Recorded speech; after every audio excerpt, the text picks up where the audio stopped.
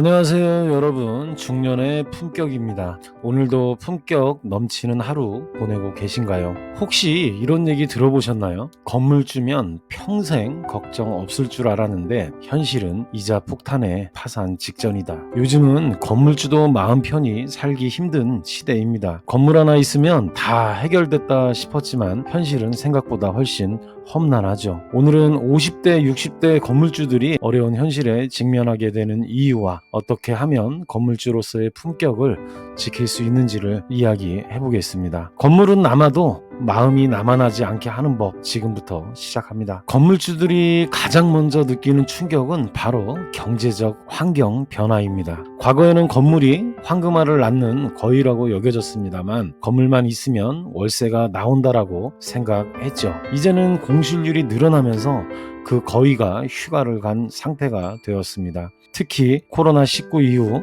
세입자들이 줄어들고 빈 가게가 늘어나면서 결국 건물은 있으나 월세가 들어오지 않는 상황이 발생했습니다. 대출을 받아 건물을 구입한 분들은 현재 이자 폭탄을 맞고 있습니다. 월세보다 대출 이자가 더 나가는 상황에서 이게 무슨 상황인지 모르겠다라는 생각이 드는 것은 어쩔 수가 없습니다. 내가 건물을 위해 일하고 있는 건지 건물이 나를 위해 일하고 있는 건지 라는 철학적 고민도 생길 수가 있죠. 세입자들이 줄어들며 임대료 협상에 나서는 경우가 많아 건물주는 결국 울며 겨자 먹기로 선택을 받아들이게 됩니다. 월세는 줄고 고정 비용은 늘어나니 가진 건 건물인데 통장은 텅텅 비어가는 현실이 되어버립니다. 건물주들의 또 다른 고민은 임차인의 감소입니다. 최근 외식업과 소매업, 가게들이 줄줄이 문을 닫으면서 정말 건물들이 다들 텅텅 비어있네 하는 상황이 발생합니다.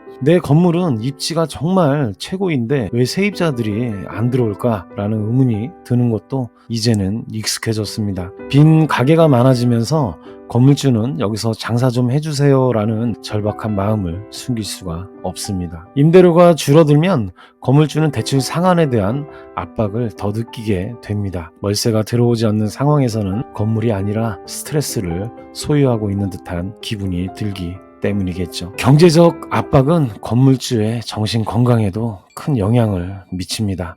월세는 언제 들어오지? 대출 이자는 어쩌지라는 생각이 매일같이 따라다닙니다. 내가 부러움의 대상이 아니라 걱정의 대상이 된 건 아닐까라는 생각에 고민이 점점 깊어집니다. 주변 사람들에게 나 사실 정말 힘들어 라고 말하기도 어렵습니다. 건물주가 힘들다고 하면 과연 믿어줄까? 라는 고민 때문에 점점 혼자서 문제를 지고 가게 됩니다. 결국 고립감이 커지면서 건물에 대한 정까지 멀어질 수 있습니다. 이제부터는 현명한 건물주가 되기 위한 대처 방안 3가지를 살펴보겠습니다. 알을 한 바구니에 담지 마라. 부동산에만 의존하지 않고 주식, 펀드 등 다양한 투자를 고려해 보세요.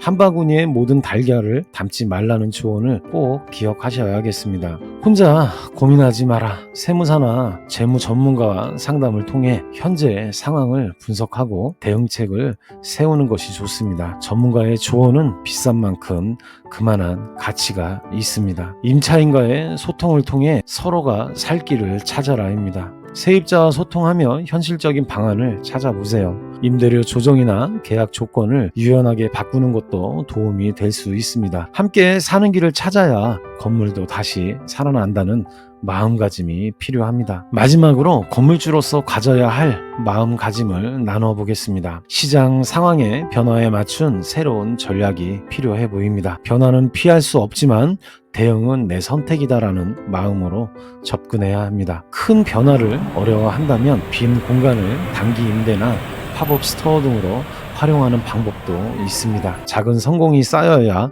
큰 성공이 온다라는 생각이 중요합니다. 당장의 손해를 보더라도 장기적인 안정성을 유지하는 것이 중요합니다. 건물은 장기전이다라는 마인드로 여유를 가져보시기 바랍니다. 오늘은 50대, 60대 건물주들이 겪고 있는 현실과 대처 방안을 이야기했습니다. 경제적 어려움은 누구에게나 올 수 있지만 현명한 대응법은 준비된 사람만이 찾을 수 있습니다. 투자 다각화, 전문가 상담, 그리고 임차인과의 소통을 통해 새로운 돌파구를 만들어 보세요. 건물주도 품격 있게 살아야죠. 오늘의 이야기가 여러분께 도움이 되길 바랍니다. 유익하셨다면 구독과 좋아요 부탁드리고 궁금한 점은 댓글로 남겨주세요. 그럼 다음 영상에서 또 뵙겠습니다.